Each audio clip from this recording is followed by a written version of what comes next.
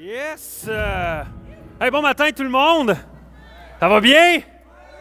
Hey, tu vois que ceux qui répondent, c'est parce qu'ils sont vraiment contents d'être là ce matin, qui se disent « Hey, moi, je vais pas manquer l'église! » Hey, merci à tous ceux qui sont là. Il y a même des gens, je crois, que vous venez de Magog, vous venez de d'autres églises. Peut-être que vous êtes en visite parce que votre église ont décidé de fermer et c'est correct aussi. Mais merci de nous visiter. C'est vraiment apprécié et pour vrai, je trouve ça vraiment incroyable que vous soyez là. Donc, un matin, on est en famille, on est ensemble et on va passer un bon dimanche ensemble. Et comme Philippe l'a dit tantôt, il a fallu que je prépare un message de la suite de ce que j'ai fait la semaine dernière. Qui était là par applaudissement la semaine dernière? OK, quand même. Et pour ceux qui ne le savent pas, on est toujours dans notre thématique. Mon arrière-grand-père. Et qu'est-ce qu'on fait durant cette thématique-là?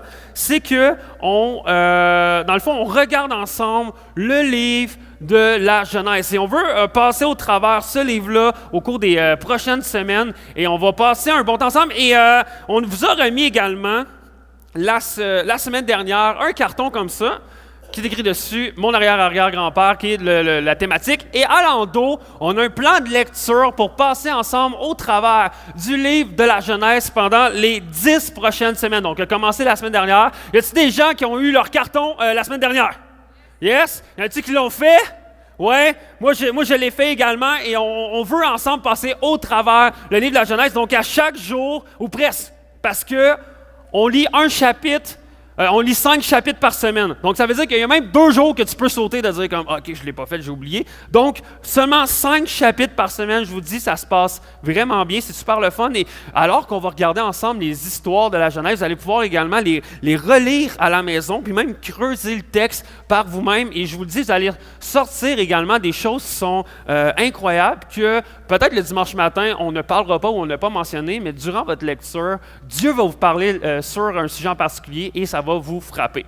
Donc, on est toujours dans cette thématique-là et je veux qu'on commence ensemble à lire dans Genèse 4. OK? Dans Genèse 4, on va regarder une histoire qui est quand même une histoire assez triste, mais qu'on voit tout de même la main de Dieu au travers de cette histoire-là et vous allez voir, je vais en parler. Donc, on va, si vous avez votre Bible, peut-être même dans votre téléphone avec l'application, vous pouvez tourner avec moi et on va aller dans Genèse 4, versets 1 à 15 et on va lire ça ensemble. Ça commence. Adam eut des relations conjugales avec sa femme Ève. Elle tomba enceinte et mit au monde Caïn. Elle dit « J'ai donné vie à un homme avec l'aide de l'Éternel. » Elle mit encore au monde le frère de Caïn, Abel. Abel fut berger et Caïn fut cultivateur. Au bout de quelque temps, Caïn fit une offrande des produits de la terre à l'Éternel. De son côté, Abel fit une de ses premières-nées de son troupeau et de leur graisse. L'Éternel porta un regard favorable sur Abel et sur son offrande, mais pas sur Caïn et sur son offrande. Caïn fut très irrité. Il aborda un air sombre. L'Éternel dit à Caïn, « Pourquoi es-tu irrité? Et pourquoi arbores-tu un air sombre? Certainement, si tu agis bien, tu te relèveras. Si en revanche tu agis mal, le péché est couché à la porte et ses désirs se portent vers toi, mais c'est à toi de dominer sur lui. » Cependant, Caïn dit à son frère Abel, « Allons dans les champs. » Et alors qu'ils étaient dans les champs, il se jeta sur lui et le tua. L'Éternel dit à Caïn, « Où est ton frère Abel? » Il répondit, « Je ne sais pas, je ne suis pas le gardien de mon frère, moi. » Dieu dit alors, « Qu'as-tu fait? Le sang de ton frère crie de la terre jusqu'à moi. Désormais, tu es maudit, chassé loin du sol qui s'est entrouvert pour boire le sang de ton frère versé par ta main. Quand tu cultiveras le sol, il te donnera plus toutes ses ressources, tu seras errant et vagabond sur la terre. » Caïn dit à l'Éternel, « Oui, mais ma peine est trop grande pour être supportée. Voici que tu me chasses aujourd'hui de cette terre. Je serai caché loin de toi, je serai errant et vagabond sur terre, et toute personne qui me trouvera pourra me tuer. » Et l'Éternel lui dit, « Si quelqu'un tue Caïn, Caïn sera vengé cette fois. » Et l'Éternel mit un signe sur Caïn, afin que ceux qui le trouveraient ne tuent pas. Wow! Ceci dit, ça c'est mon message on va regarder ça ce matin, ce passage-là, on va l'étudier ensemble, quasi verset par verset, et je vous le dis, ça va être un une bonne histoire qu'on va regarder ensemble. Je ne sais pas pour vous, il y en a qui se rappellent la première fois qu'ils ont acheté leur première voiture? Il y en a qui se rappellent de ça? OK. Moi, écoutez, j'ai acheté ma première voiture, j'avais l'âge à peu près de 18 ans, 18-19 ans, et c'est là que j'allais pour la première fois à la caisse faire un prêt pour avoir ma voiture, et je me rappelle, j'avais retiré 5 000 $. Et moi, là, 5 000 $, je trouvais ça tellement grand, tu sais. Et là, j'avais magasiné des voitures, et là, j'avais trouvé une fameuse Mazda Protégé 5 jaune pétant. Et là, j'ai fait, ça va avec moi, tu sais, une petite personnalité là, un peu pétant. Donc, j'étais allé la chercher à Saint-Hyacinthe, et là, je débourse, je donne son argent, teintoué, et là, j'étais content, je vais revenir de Saint-Hyacinthe, et je vais rouler, dans ce temps-là, j'habitais à Drummondville, je vais rouler jusqu'à Drummondville avec mon nouveau char, et là, je prends l'autoroute 20 pour me rendre à Drummondville, et en chemin, l'auto brise. Ouais.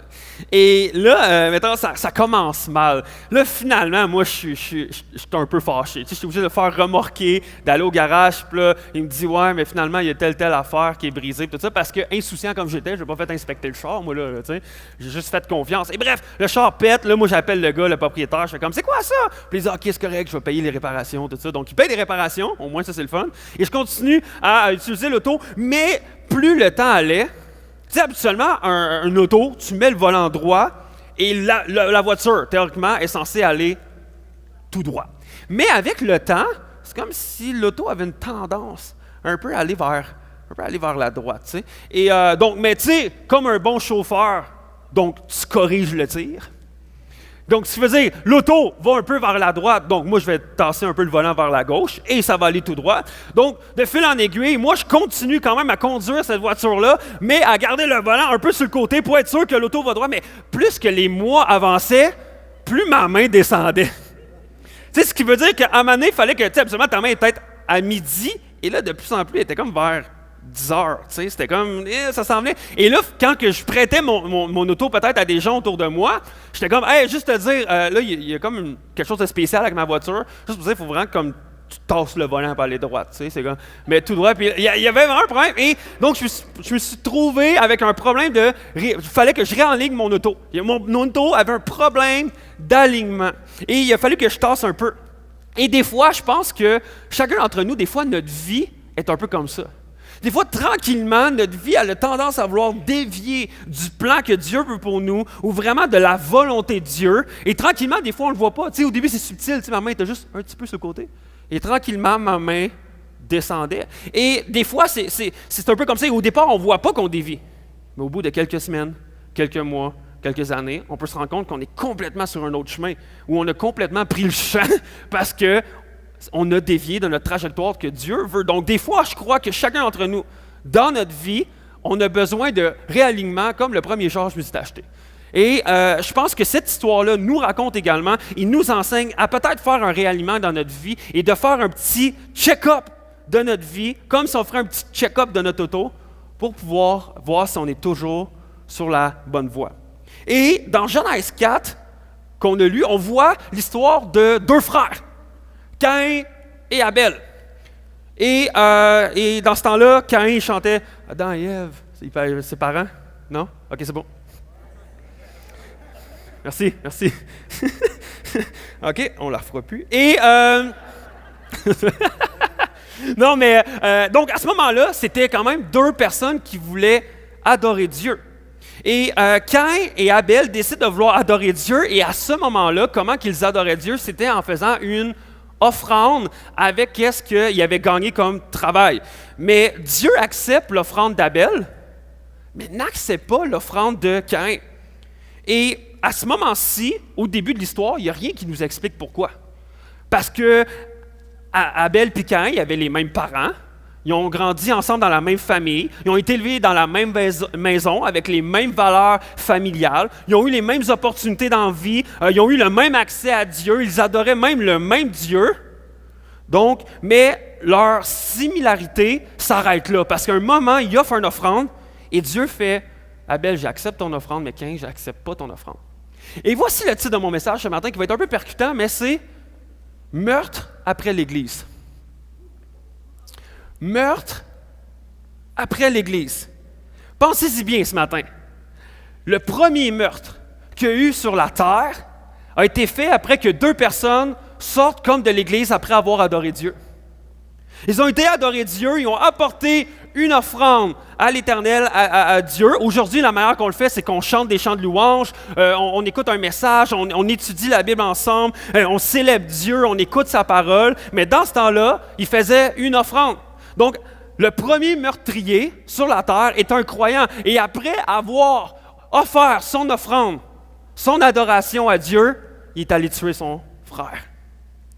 Et ça me faisait penser à une histoire, j'ai découvert ça cette semaine. Moi, je suis un peu un fan des trucs de Far West, tout ça. Et il y a un personnage du Far West qui s'appelle Jesse James. Est-ce qu'il y en a qui savent un peu c'est qui Jesse James?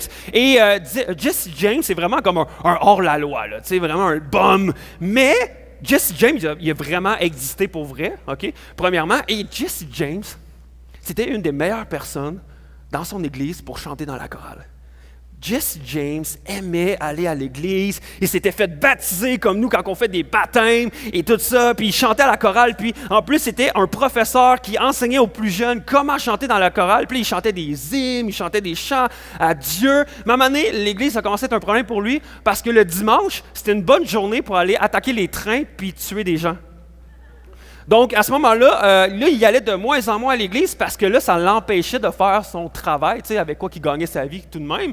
Mais c'est drôle à quel point que Jesse James, qui est reconnu comme étant un des plus grands hors-la-loi, se retrouve à être un des plus grands meurtriers sur terre et un hors-la-loi incroyable, mais en même temps être quelqu'un qui aimait Dieu, puis qui chantait à l'église, puis qui servait à l'église, puis qui aimait ça.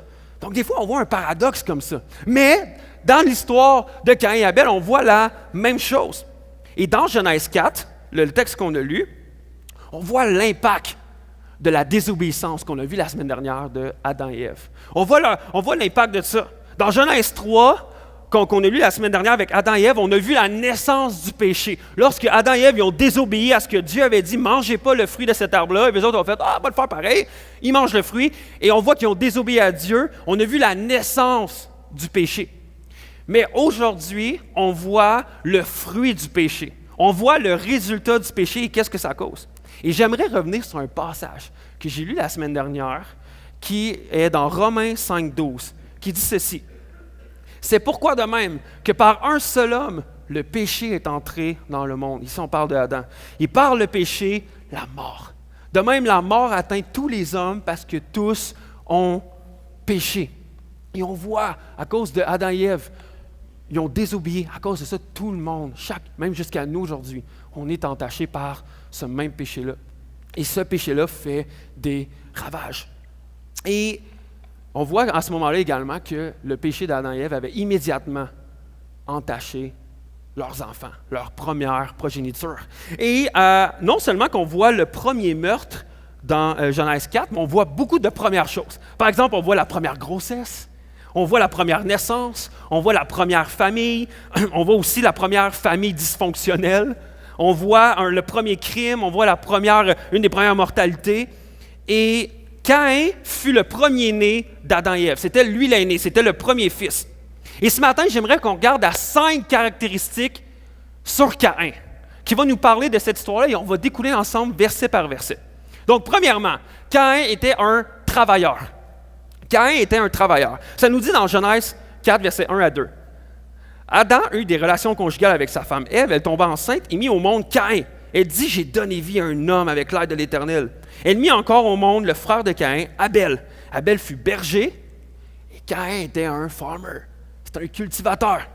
Et c'est le fun car le chapitre 4 de Genèse, à ce moment-là, commence avec la joie. C'est vraiment joyeux qu'est-ce qui se passe parce que quelque temps avant, ça n'a pas bien été avec Adam et Ève, là. Ils désobéissent à Dieu, ils se font jeter dehors du jardin, puis fait comme maintenant vous allez vivre dans un monde où le péché règne ou une terre qui est maudite. Et à ce moment, ça n'allait pas bien. Mais peu à peu, Adam et Ève habitent ensemble, conçoivent un enfant, et là, on voit la première naissance. C'est quand même beau, là. Imagine, là, on voit que Adam et Ève vivent vraiment comme une des promesses de Dieu de dire, OK, maintenant vous allez enfanter, vous allez vous multiplier, puis ils voient, c'est la première fois que Ève est enceinte. Et j'imagine, tu sais, comme Adam qui met pour la première fois sa main sur la bédaine de Ève, tu sais. Puis là, puis ça donne des coups, tu sais. Puis là, Ah, c'est beau, c'est rempli de joie, tu sais, c'est vraiment incroyable. Puis je sais pas, tu sais, est-ce que Ève était là, amène-moi de la poutine, j'ai faim, de quoi? Je sais pas, je sais pas c'est quoi quand les femmes enceintes dans ce temps-là, il y avait vraiment faim, je sais pas qu'est-ce qu'ils voudraient, là, apporte-moi une pêche. Non, mais je sais pas à ce moment-là qu'est-ce qu'il y avait de goût, là. Il y avait pas de crème en glace, là, il y avait pas des cornichons, il y avait pas, tu sais, je sais que c'est un mythe, là, mais il fait pas comme, non, je sais pas qu'est-ce qu'Ève voulait là, à ce moment-là, mais c'était quand même rempli de bonheur et de joie, c'est la première naissance. Donc on voit la naissance de Caïn, et en grandissant, Caïn a suivi les traces de son père, et il est devenu cultivateur. Puis Abel est devenu berger. Il est devenu berger. Et les deux, c'était un métier honorable. C'était des bons métiers qui étaient là pour les aider à survivre, puis à faire vivre leur famille, puis à se nourrir, puis être en bonne santé. C'était deux bons métiers. Puis je dis ça ce matin. Pourquoi? Parce qu'il y a beaucoup de gens, même dans le milieu de l'Église, qui croient que le fait de travailler, c'est une malédiction de Dieu.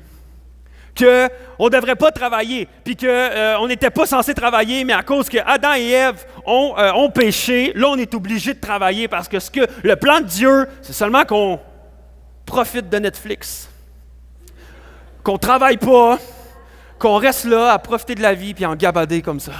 Non! On pense ça, mais c'est faux. Depuis le début, lorsque Dieu a créé la terre et les deux humains, il leur a donné un commandement dans Genèse 2,15. Il dit « Cultivez la terre, travaillez-la ». Donc, depuis le départ, c'est dans le plan de Dieu qu'on puisse travailler.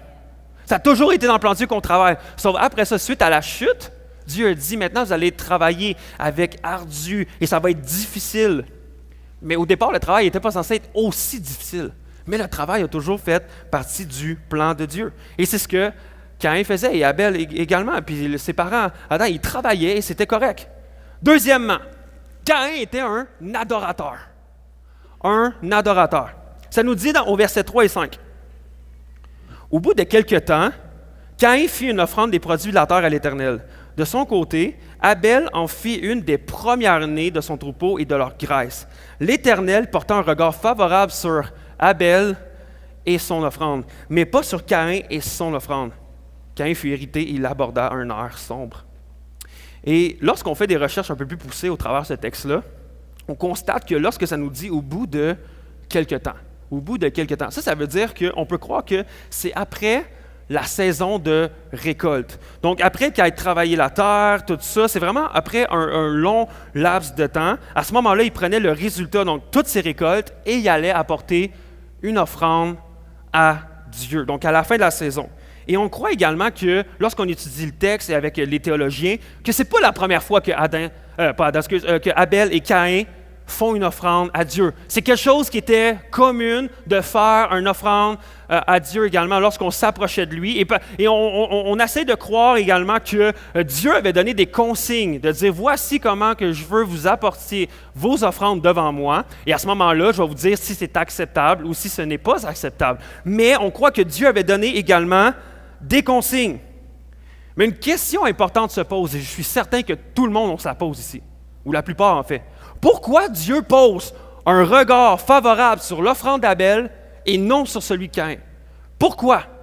Et certains vont donner des raisons suivantes, que peut-être vous avez déjà entendues. Par exemple, mais c'est parce que Abel a donné une offrande qui avait donné sûrement un animal, un fruit de son bétail, et que Caïn, lui, a donné des légumes, et ce que Dieu veut, c'était un animal et non des légumes. Donc, à ce moment-là, Dieu n'était pas heureux, puis il fait comme, c'est pas ça que je veux. Mais lorsque tu creuses vraiment dans la Bible et vraiment avec des théologiens et tout ça, tu te rends compte que c'est plus ou moins fondé. C'est un peu trop facile, c'est un peu trop simpliste de croire ça. Mais suite à des recherches vraiment plus poussées que j'ai faites cette semaine, je vais arriver à vous donner deux raisons. Pourquoi Dieu a préféré l'offrande d'Abel à celui de Caïn? Premièrement, la qualité de l'adoration. Parce que ça nous dit ici, au verset 4, de son côté, Abel fit une de ses premières-nées de son troupeau et de leur graisse.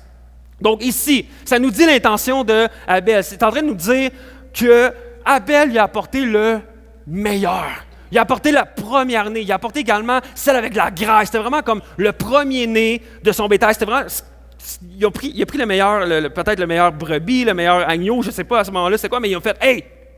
Ça, c'est mon meilleur, puis je vais l'offrir à l'Éternel. Mais ça ne nous dit aucune mention sur l'offrande de Caïn. Et ça ne nous dit rien sur son intention, sur la qualité de son offrande. Donc, première raison, la qualité. Et deuxièmement, le caractère de l'adorateur. Parce que si on regarde ici, juste après, ça dit de son côté, Abel fit... l'Éternel porta un regard favorable sur Abel et son offrande. Il s'est dit, mais pas sur Caïn et sur son offrande. Donc, ce n'est pas porter un regard favorable sur l'offrande d'Abel. Non, c'est sur Abel et sur son offrande. Donc, on voit également, au verset 7, juste après, que Dieu dit à Caïn, certainement, si tu agis bien, tu vas te relever. Et on arrive à croire qu'en d'autres mots, Dieu est en train de dire, si tu agis bien, tu vas faire comme il se doit. Ton offrande aurait été acceptée si tu avais, bien agi. Et voici ce qui est important de comprendre. Dieu ne voit pas l'adoration séparément de l'adorateur. Dieu ne voit pas l'adoration séparément de l'adorateur.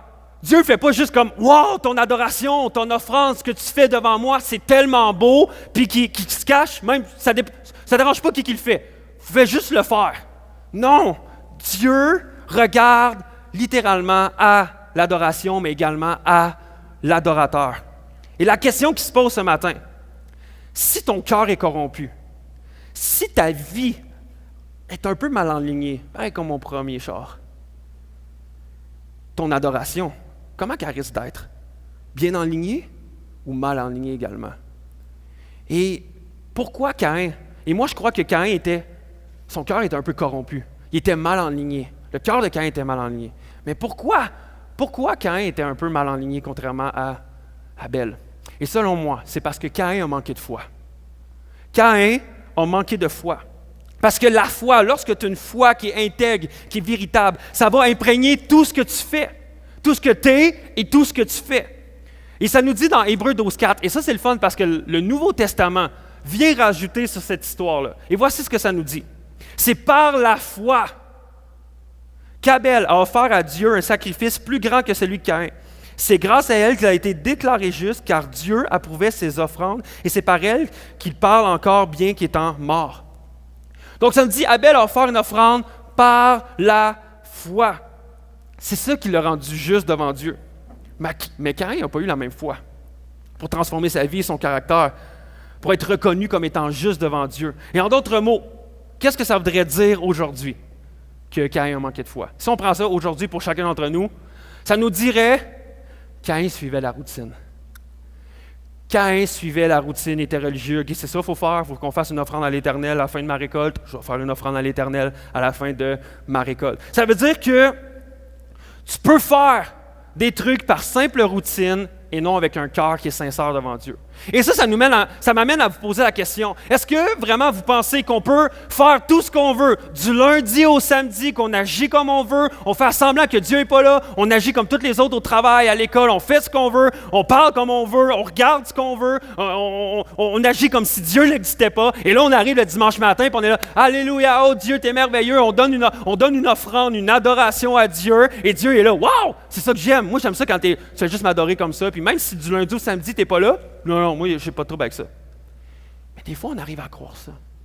On arrive à croire que Dieu est beaucoup plus concerné par le fait que je dis des mots qui sont là à l'écran quand il y a de la musique en avant, puis que je m'assis 1h30 à l'église à écouter quelqu'un parler, puis après ça, c'est fait. J'ai fait ce que Dieu voulait, et ma vie est en règle avec Dieu. Non. Dieu est beaucoup plus concerné par ton caractère que par ton adoration. Dieu est beaucoup plus concerné par ta sainteté personnelle que par les chants que tu chantes. Dieu est beaucoup plus concerné par ton obéissance que juste tes prières à faire comme « Seigneur, aide-moi, j'ai besoin de toi quand j'ai juste besoin de toi, mais quand tout va bien, je n'ai pas besoin de toi. » Dieu est beaucoup plus concerné à développer une relation quotidienne avec toi que 1h30 avec toi le dimanche matin. Yes, merci. Dieu ne voit pas l'adoration séparément de l'adorateur. Et un des puritains, ça, c'est des personnes qui se dédiaient et qui avaient une vie là, de sainteté, de pureté devant Dieu, qui essayaient de tout faire pour plaire à Dieu dans leur vie. Et il a dit quelque chose d'intéressant. Il s'appelle Stephen Charnock. Voici ce qu'il dit. Sans un cœur sincère, ce n'est pas de l'adoration. C'est une pièce de théâtre. C'est de jouer un rôle, sans vraiment être cette personne. C'est de jouer l'hypocrite. On peut vraiment dire que nous adorons Dieu, même si nous manquons de perfection. Mais on ne peut pas dire que nous adorons Dieu si nous manquons de sincérité. Et ça, c'est fort. Parce que pour vrai, je pense que moi, souvent même, des fois, je lutte avec ça, d'arriver ici puis de jouer une pièce de théâtre. Parce que pour vrai, lorsque ça fait quelque temps que tu viens à l'église, là, puis tout le monde le sait ici, tu sais quoi faire, tu sais quoi dire, tu sais quoi avoir l'air pour que les gens fassent comme « Aïe, elle a l'air proche de Dieu, cette femme-là. Ah, cet homme-là, il a l'air solide, il aime l'Éternel, c'est un père de famille, tout ça. » On sait quoi faire. Tu dis Amen quand il faut dire Amen. Tu dis à quelqu'un que Dieu te bénisse. Puis, ah, wow, ok, cool. C'est un chrétien, il aime le Seigneur. Non, des fois, on joue une pièce de théâtre. Mais c'est pas ça que Dieu veut. L'adoration, c'est pas d'embarquer dans une routine. Ok, je suis chrétien, il faut que je lise ma Bible, il faut que j'aille à l'église, il faut que je chante à l'église, il faut que je fasse les prières rituelles. Non! Il faut que ça vienne d'un cœur sincère. Dieu veut ta sincérité. Dieu veut que tu le fasses. Puis oui, des fois, ça va te tenter moins. Et là, il ne faut pas embarquer dans l'autre extrême de dire « Ouais, mais j'ai pas un cœur sincère, que je le ferai pas. » C'est sûr qu'en continuant comme ça, tu ne risques pas de t'enligner vers la bonne place, par exemple. Mais des fois, oui, il faut se faire violence, parce qu'on sait que des fois, mon aide ne veut pas adorer Dieu. Oui, des fois, j'aimerais mieux rester confortable qu'aller à l'église. Oui, des fois, ça ne me tente pas de prier avec mes enfants. Mais je vais le faire, parce que je le sais, parce que je veux servir Dieu, même si je ne suis pas parfait. Et Dieu, comme il dit ici, Stephen Charnock, il dit « Tu peux adorer Dieu sans être parfait. » Parce que de toute façon, tu ne seras jamais parfait. Je ne serai jamais parfait. Personne ne va être parfait. Mais si tu as un cœur sincère de dire, je sais que je n'ai pas une vie tout le jour en règle, je sais que je tombe des fois, je sais que je ne suis pas le chrétien parfait au travail, ou je ne suis pas la mère parfaite ou le père parfait, mais pour vrai, je veux quand même approcher de toi, Seigneur. À ce moment-là, Dieu va être là. Viens vers moi. Donc la vraie adoration, c'est de marcher avec foi et obéissance envers ce que Dieu veut pour notre vie. Donc Caïn est un travailleur et un adorateur, mais Caïn est aussi tourmenté. Caïn est tourmenté. Ça nous dit aussi, versets 5 à 7. L'Éternel porta un regard favorable sur Abel et son offrande, mais pas sur Caïn et sur son offrande. Caïn fut très irrité, il aborda un air sombre. Ça, les jeunes, là, c'est quand tu boudes. Tu sais, quand ta mère dit « va faire ça », puis là, tu dis « non », fait que là, tu boudes. Caïn, il boudait. Et après ça, il dit, l'Éternel dit à Caïn, pourquoi tu boudes? Pourquoi tu boudes? Pourquoi tu abordes un air sombre? Pourquoi tu es triste? Certainement, si tu agis bien, tu vas te relever. Si en revanche, tu agis mal, le péché est couché à ta porte et ce désir se porte vers toi, mais c'est à toi de dominer sur lui. Et ça, selon moi, c'est le passage clé de toute l'histoire. Donc, on va au verset 5 que Caïn est fâché. Et là, pourquoi moi, c'est pas acceptable? Pourquoi tu n'as pas accepté mon offrande? Et là, il se met à bouder, il est triste, il se met à être fâché. Et au lieu de dire comme, OK, Dieu, explique-moi qu'est-ce que j'ai fait, je veux comprendre, je te demande pardon, qu'est-ce qui arrive? Non, il est fâché. Tu n'as pas accepté. Et là, je pense que juste l'attitude de Caïn aurait dû être, et c'est facile de dire ça quand on n'est pas dans la situation, mais selon moi, aurait dû être, OK, je m'excuse Dieu, je l'ai fait par routine, mon cœur n'était pas intègre, je te demande pardon, puis j'aurais dû arriver devant foi avec toi, puis de le faire vraiment pas juste parce que je voulais le faire pour m'en débarrasser, mais vraiment venir devant toi avec un cœur sincère. Pour vrai, Seigneur, je m'excuse, je ne le ferai pas, puis la prochaine fois, je vais me reprendre. Mais à la place, il s'est irrité. Il s'est irrité comme son frère, il s'est mis en colère contre son frère, puis il s'est mis en colère contre Dieu. Et combien de personnes peuvent être aussi en colère contre Dieu dans notre Église? Plein de gens sont en colère contre Dieu. Et même dans notre entourage, au travail, à l'école. Il y a plein de gens qui sont en colère contre Dieu. Pourquoi? Parce que Dieu ne voit pas les choses de la même manière qu'eux. Et souvent, si Dieu ne voit pas les choses de la même manière que moi, je suis fâché. Parce que moi, je sais comment ça devrait marcher. Dieu, il ne connaît pas ça. Et on dit ça, puis c'est comme Jasmin, il ne dit pas ça. Mais souvent, on agit comme ça, par exemple. Il y a des gens qui sont fâchés parce que Dieu n'accepte pas les gens seulement sur leurs bonnes œuvres, parce que c'est des bonnes personnes puis ils font du bénévolat. Seulement ça devrait faire qu'ils sont des bonnes personnes et acceptables devant Dieu. Mais Dieu fait non, ça prend plus que ça. Il y en a d'autres qui sont fâchés après Dieu parce qu'ils disent Dieu est restreint, dans le sens où Dieu, c'est le seul vrai Dieu, et qu'ils sont fâchés après Dieu parce que Dieu dit « Hey, c'est pas toutes les autres religions qui sont vraies. Moi, je suis le chemin. Et crois en Jésus. Et Jésus est le chemin pour venir à Dieu. Moi, le seul vrai Dieu. Et si tu crois en mon Fils, là, tu vas être sauvé. Il y a des gens qui sont fâchés contre Dieu à cause de ça. Ils font comme non, ça ne peut pas marcher comme ça. On devrait être plus ouvert. Dieu devrait être plus ouvert. Il y a des gens qui sont fâchés après Dieu parce que ça ne fonctionne pas dans votre famille ou dans votre travail. Ça ne fonctionne pas comme vous voulez. Donc, vous êtes fâchés contre Dieu. Caïn était fâché contre Dieu parce que ça ne marchait pas comme lui voulait. Puis il était également fâché après son frère. Et on voit à ce moment-là la vraie nature pécheresse de Caïn commencer à monter. Et la semence, aussi petite qu'elle est, commence par la colère, de la jalousie.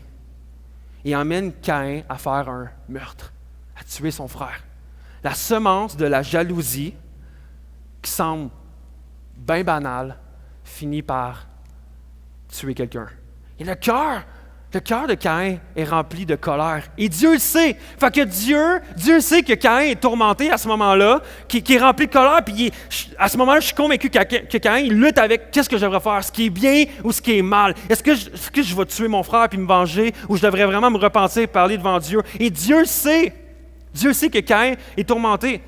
Donc, puis que Caïn devrait demander pardon et se repentir de ça. Mais il se laisse nourrir de sa colère. Mais Dieu, dans sa bonté, qu'est-ce qu'il fait? Il va voir Caïn, il fait comme, OK, on va jaser. On va jaser ensemble, toi puis moi. OK? Et là, Dieu ne s'éloigne pas de Caïn. Il ne fait pas comme, oh, t'es en colère, bon, mais tu boudes, moi tout, je vais bouder. Puis, mec, que tu sois correct, tu viendras me voir pour demander pardon. Non! Dieu fait les premiers pas. Il va voir Caïn. Il dit, gars, on va jaser. On va jaser out, boys. Et là, Dieu dit à Caïn, certainement, si tu agis bien, tu vas te relever. Mais si en revanche, tu n'agis pas bien, le péché il est couché à ta porte. Puis il attend juste de pouvoir t'attaquer. Mais toi, domine sur ton péché. Et Dieu utilise une belle image. Il dit, le péché est couché à ta porte. Et pour ceux qui sont peut-être dans l'Église depuis un certain temps, il y a peut-être un autre verset qui vous vient en tête. Dans 1 Pierre 5, que Pierre il dit, soyez sobres. Restez vigilants. Votre adversaire, le diable, rôde comme un lion rugissant, cherchant qui dévorer. J'aimerais qu'on mette la prochaine image. Je ne sais pas si vous avez déjà vu, soit dans des documentaires ou quoi que ce soit, des lions qui partent à la chasse. Et on va se le dire souvent, les lions, c'est parce que les lions sont là, ouais, vas-y chérie, moi m'attendre du site. Et là, la lionne est comme, et elle se penche. Et moi, pour vrai, c'est drôle parce que j'ai un chien, puis il fait pareil aussi. Donc, quand j'ai un jouet, puis là, je le descends, puis il attend, puis il va attaquer. Puis il s'accroupit comme ça. Puis il attend, puis il se cache. Puis il essaie de rester souvent dans l'herbe qui est haute. Puis là, il se couche. Oui, j'ai dit l'herbe, vous pouvez rire. Merci. Et il se couche. Et il attend. Et dès qu'il attend le meilleur moment pour pouvoir attaquer sa proie. Et je pense que le péché est pareil comme ça. Il se cache près de nous dans nos vies. Il accroupit, puis il attend le moment parfait pour pouvoir t'attaquer et sortir et venir ravager et dominer sur ta vie. Et c'est comme ça que le péché fonctionne et c'est comme ça que Satan, c'est comme ça que le diable fonctionne également. Et Dieu dit à Caïn, et ça c'est important, et ça, là, selon moi, on devrait centrer ça dans la tête ici. Si tu ne deviens pas victorieux sur ton péché, tu vas devenir une victime de ton péché.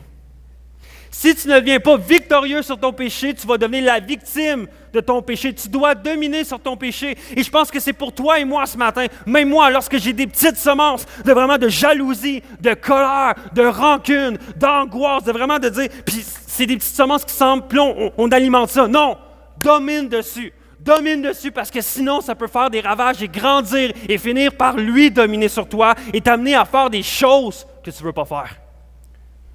Des semences de mensonges, des semences de convoitise.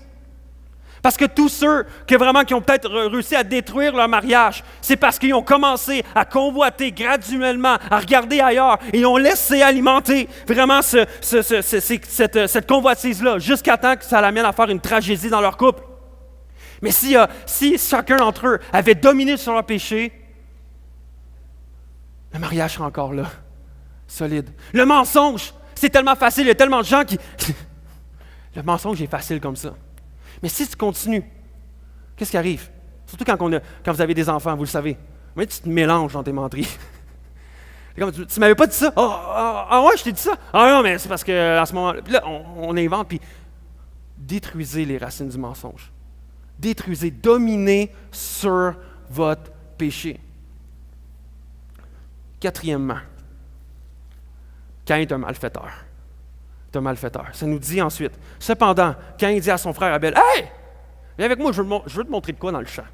Je veux te montrer de quoi. » Et à ce moment-là, ils s'en vont dans le champ et Caïn tue son frère. Il se jeta sur lui. Et après ça, Dieu dit à Caïn, « Hey! » Ça me rappelle un peu le jardin d'Éden. Dieu est là, « Hey! Il est où ton frère? Il est où ton frère? » Et Caïn, lui, « Je sais pas, c'est pas à moi de le garder, je suis pas son gardien, là. » Et Dieu dit alors, « Qu'est-ce que tu as fait? Le sang de ton frère crie jusqu'à moi, je l'entends, je sais qu'est-ce que tu as fait. » Et on réalise à ce moment-là que Caïn est devenu une victime de son péché et non victorieux. Le péché a dominé sur Caïn. Et Caïn a tué son frère. Et on ne sait pas comment il a tué son frère. Est-ce que c'est avec une roche? Est-ce que c'est avec un poignard? Est-ce que c'est avec ses poings? On ne sait pas comment que Caïn a tué. Mais je suis persuadé qu'à ce moment-là, c'était quand même satisfaisant pour Caïn. Pour vrai, parce que la vengeance, elle fait souvent ça. On croit que l'autre personne mérite la vengeance. Puis on est là, ouais, c'est ça que tu mérites, puis c'est satisfaisant. Mais je suis persuadé que quelques temps après, par exemple, Caïn a fait, qu'est-ce que j'ai fait là? Pourquoi j'ai fait ça? Parce que sur le moment, Caïn était persuadé que c'était la meilleure chose à faire. Parce que le péché est devenu tellement grand en lui. Il l'a tellement dominé qu'à ce moment-là, il était convaincu. Et ça l'a amené à tuer son frère. Mais je crois qu'à ce moment-là, Caïn était après ça dévasté. Pourquoi? Parce que c'est qu'est-ce que Dieu fait avec lui par la suite. Et qui, cinquièmement, amène Caïn à être un vagabond.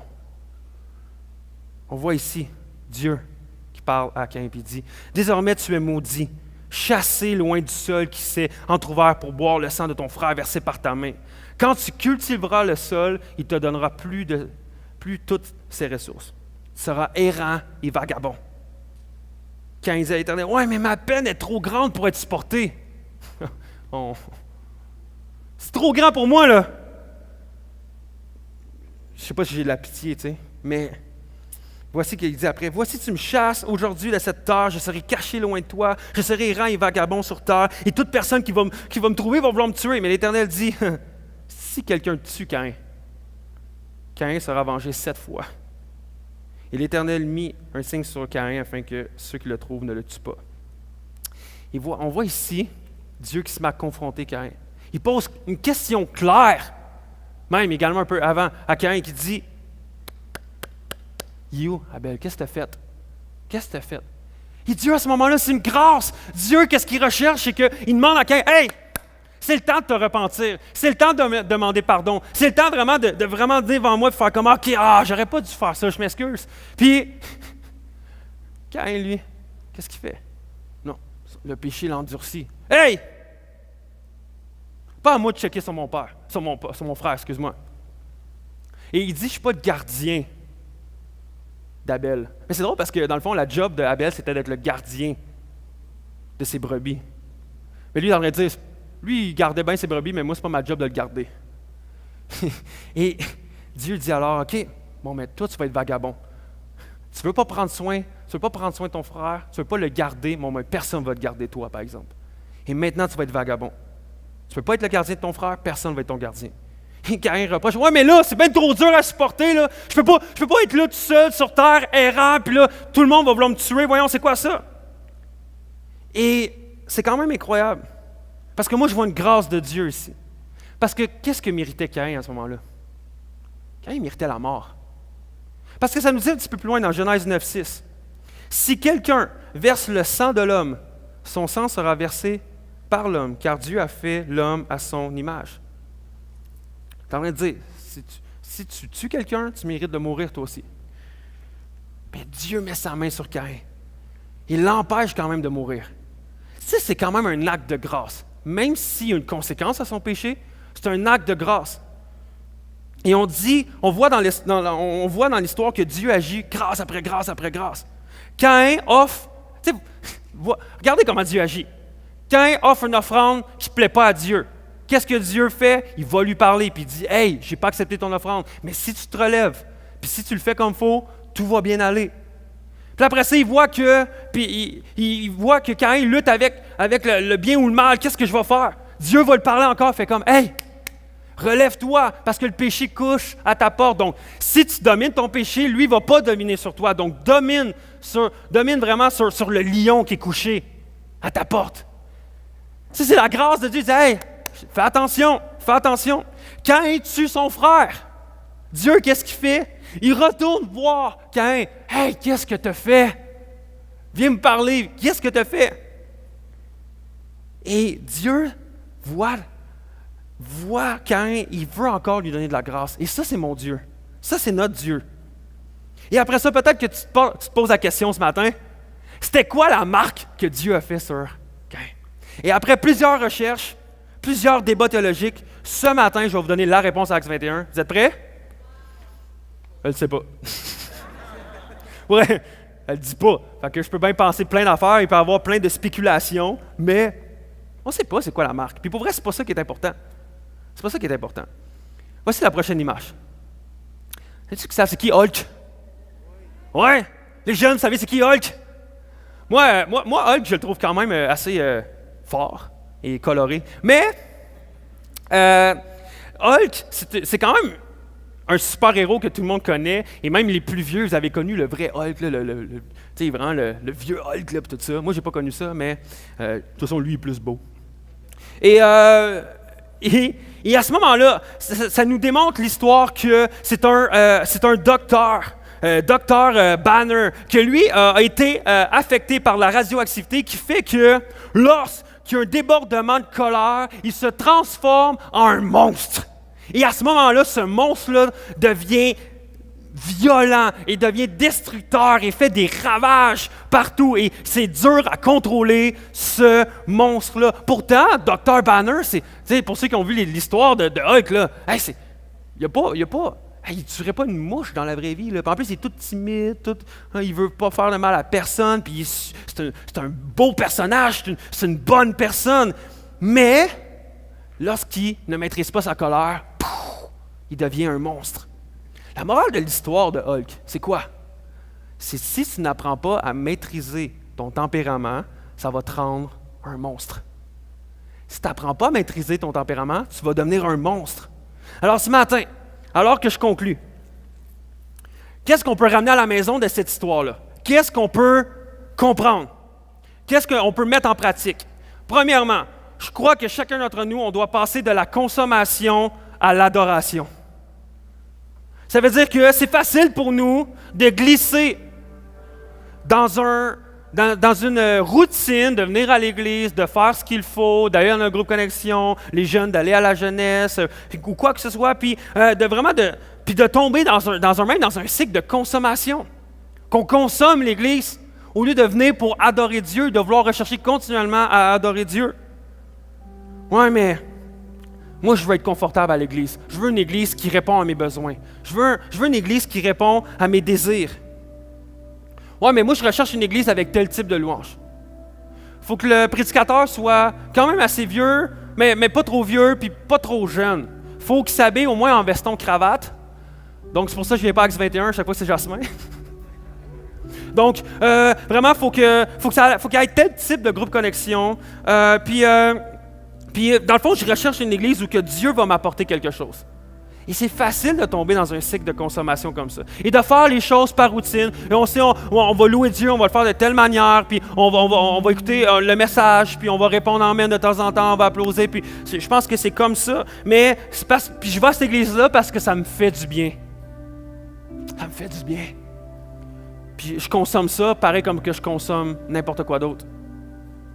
Mais pourquoi qu'on devrait pas... En fait, pourquoi qu'on agit comme ça quand on devrait plutôt arriver à l'église et dire « je veux me donner à Dieu ». C'est pas tout ce que Dieu peut me donner parce qu'il m'a déjà tout donné par Jésus. Donc maintenant, c'est qu'est-ce que moi je peux tout donner à lui. Et dire, OK, Seigneur, je viens à l'Église pour te donner, pour me donner aux gens, pour me donner à toi, pour faire tout ce que je peux parce que tu m'as tellement donné. Je vais être reconnaissant et t'adorer avec mon temps, avec mes dons, avec mon argent, avec mon énergie, avec mes enfants, avec ma famille, avec toute ma vie. Je veux t'adorer.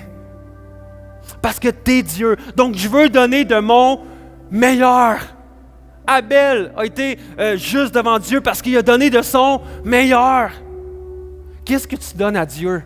Est-ce que tu donnes de ton meilleur à Dieu? Ou tu donnes de ton restant à Dieu? Et c'est facile.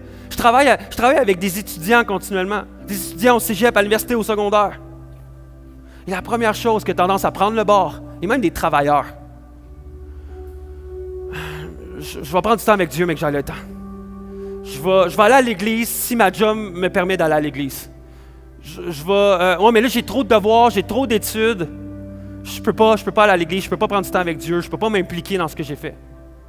C'est correct. Mais est-ce que tu mets Dieu en dernier ou en priorité?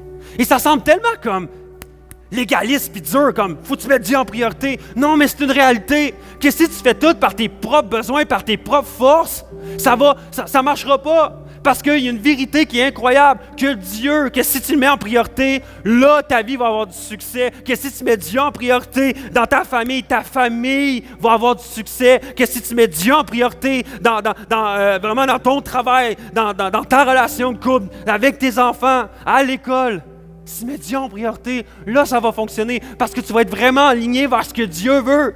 Mais si on oublie Dieu trop souvent, pareil comme mon auto, on a besoin d'un réalignement. C'est pour ça qu'on doit prioriser Dieu le plus possible. Donc, on doit passer de la consommation à l'adoration.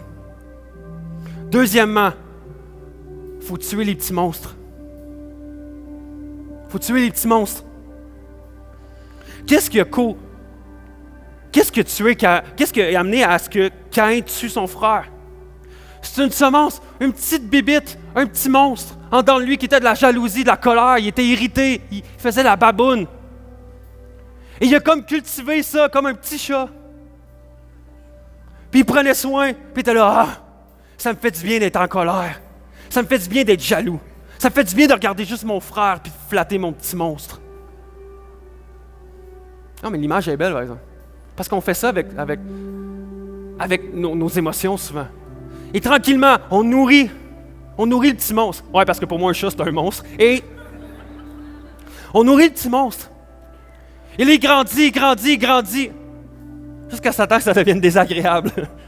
Comme les gros chats. Mais pour vrai, faut tuer les petits monstres. Faut tuer ces petites émotions-là qui semblent, puis qui nous rendent confortables, puis qui nous font du bien. Mais que si ça grandit, ça va faire des ravages dans ton couple, dans ta famille. C'est pour ça qu'on voit des chicanes de famille. Parce qu'il y a des gens qui ont alimenté de l'amertume, la colère, du manque de pardon. Et à cause de ça, il est arrivé des divisions dans des familles. Même dans des églises. Come on. Tuons les petits monstres. Tuons les petits monstres. Parce que ils sont tout petits. Ça a l'air cute. Mais ça reste un monstre. Même si Hulk, il serait tout petit comme ça, il ferait des ravages. Mais plus qu'il grossit, plus qu'il fait des ravages.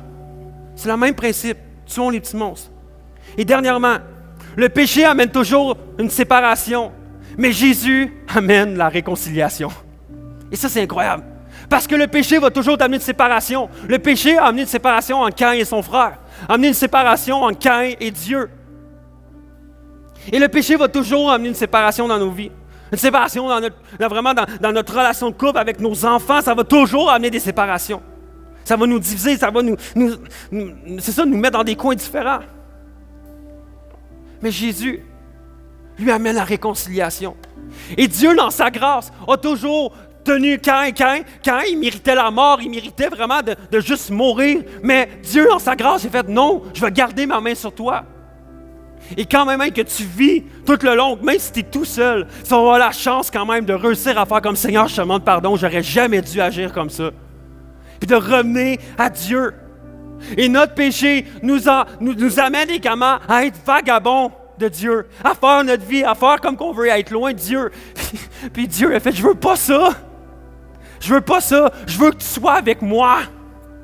Je veux que tu sois avec moi. Je veux garder ma main sur toi. Donc Dieu a dit, je vais envoyer Jésus pour nous réconcilier. Et ça, c'est ma grâce. Et ce matin, on peut savoir que si on met notre foi en Jésus, malgré toutes nos fautes, malgré toute notre colère, nos angoisses, notre imperfection, que lorsqu'on arrive devant Dieu, avec foi et sincérité de dire, c'est vrai, c'est un mess dans mon cœur, c'est dégueulasse, c'est un bordel, c'est pas beau ce qui se passe, mais moi je veux connecter avec Dieu. Et moi je veux me donner à Dieu, puis vraiment dans mon manque de pureté, dans mon imperfection. Mais je regarde à Jésus parce que lui, il me rend parfait devant Dieu. Parce que lorsque Dieu me regarde, il voit Jésus. Donc ce matin, on peut arriver quand même avec assurance et non avec un poids sur nos épaules, de juste dire « Ah, c'est ça, je suis pas parfait, je suis pas assez bon. » Non! Arrivons avec cette foi-là de dire « OK, je peux me rapprocher de Dieu parce qu'il a envoyé Jésus et par sa grâce, si je mets mes yeux sur Jésus et je fixe mon regard sur Jésus et je mets ma foi sur Jésus, je deviens acceptable devant Dieu. Je deviens acceptable et on est tous acceptés devant Dieu si on met notre foi en Jésus. Et je crois que ce matin, on doit arriver devant Dieu. Et pas on peut, mais on doit. Et se mettre à louer Dieu et rendre grâce à Dieu que, à cause de notre péché, on méritait d'être vagabond, même on méritait la mort. Mais Dieu, dans sa grâce, a fait, je veux pas que tu meurs, je veux qu'on se réconcilie.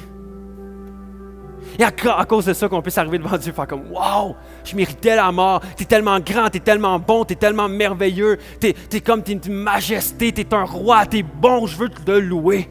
Est-ce qu'ensemble, on peut s'approcher devant Dieu ce matin et se mettre à adorer Dieu avec adoration sincère? Et même, vous pouvez arriver ce matin et faire comme, OK, Dieu, je suis à côté. Je suis à côté de la traque, j'ai besoin de réalignement, mais crie-le à Dieu, demande-le à Dieu, demande sa grâce, demande sa bonté, demande son Saint-Esprit pour te ramener. Et Dieu, dans sa grâce, va venir vers toi. Il va pouvoir te réaligner devant lui.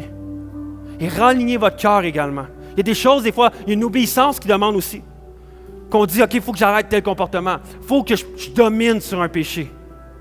Il ne faut pas que je laisse le lion vouloir m'attaquer.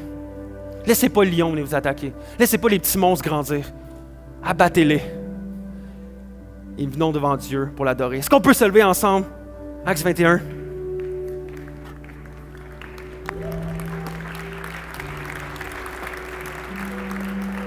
On va juste prier ensemble. Et si tu as à cœur de le faire avec moi, qu'on puisse arriver devant l'adoration, et dans la Bible, ça nous dit vraiment qu'on peut lever les mains comme une demande devant Dieu. Donc si vous avez à cœur de le faire, faites-le avec moi. On va juste demander la bonté de Dieu sur nous et sa présence. Père éternel, on te prie pour ta présence sur nous ici. Et on te remercie. On te remercie parce que tu as pourvu à une réconciliation. Tu as pourvu à Jésus afin que chacun d'entre nous, on puisse être réconcilié avec toi. Parce que notre péché nous amenait à la mort. Notre péché nous amenait à être séparés de toi. Mais ta grâce est là. Et Seigneur, on veut te dire merci. Et à cause de ça, à cause que tu es tellement grand, tu es tellement merveilleux, tu es tellement majestueux, on veut t'adorer et te dire merci. Mais on veut venir devant toi avec sincérité de cœur, puis on le sait qu'on n'est pas parfait. On le sait que dans nos cœurs, des fois, on traîne des péchés, on traîne des addictions, on traîne des dépendances. Mais Seigneur, on veut venir devant toi pour dire, Seigneur, prends-les. Aide-nous à tuer en dans nous les péchés qui veulent prendre place. Aide-nous à les dominer. Donne-nous la force de ton Saint-Esprit ce matin. Et on veut vraiment sentir ta présence et sortir d'ici avec une attitude de conquérant et de victoire au lieu d'être celui de victime. Père, viens dans ta présence. Remplis ce lieu de ta bonté, de ta grâce. Et donne-nous un cœur joyeux et sincère devant toi de dire, wow! Je suis réconcilié avec Dieu. Merci, Père, de qui tu es. Merci pour ta présence. Et ce matin, on t'adore pour qui tu es. C'est dans ton nom que j'ai prié. Amen. Est-ce qu'on peut adorer Dieu ensemble? Adorons Dieu avec un cœur et sincérité.